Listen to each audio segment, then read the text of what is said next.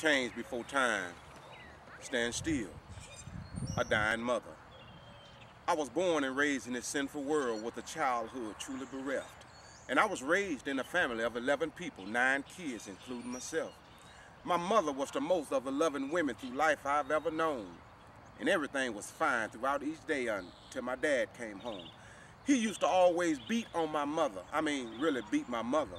Constantly treated us bad, and I remember some times when Daddy made us smile, but mostly he made us sad.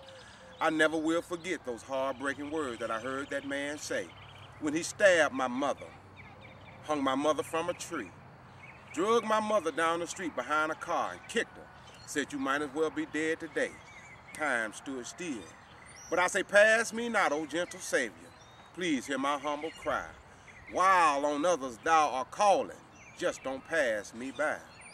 I ran down to my neighbor's house with the attempt to get some help. And I was crying out to this one racist white dude, please sir, she's all that I have left. He faded back to one of the rooms in his house, and then he came back to the door. His face had turned red. He had a gun in his hand. He said, I'm not gonna take this no more. Leave my house, you nigga. He didn't say N-I-G-G-E-R, but N-I-G-G-A. Why? Because he wasn't trying to call me black. So I ran back to my house, in which I had called my home, hoping and praying and crying along the way that my darling dear mother wasn't gone.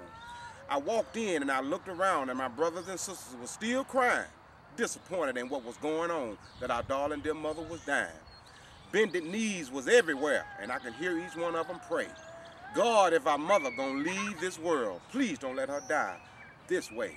The tears that had fell from our faces had left a stain in the blood on the floor. My oldest brother stood up and yelled out loud, I just can't take it no more. You're not our dad, leave our mom alone. I never seen him act that way. But to see him act and say what he said kind of gave me something to say. I looked at my dad in disbelief. He still had some blood on his shoe. And he said, if y'all tell anybody the same things you see now will be the same things happen to you. I stood up with courage and I took a deep breath and said, you're the sorry dad for life. And may the same thing that you have done to our mother, may it come to your life twice. To go in detail of each one of us will be a real strain on the brain. So I'll just stick to the biblical basis and give you each of our names. There's my oldest sister, Barbara. Alonzo, may he rest in peace. And a Leroy too.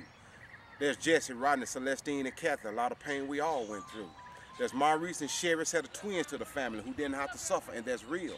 And if there's any kind of change you need to apply to your life, change before time stand still. Change before time stand still.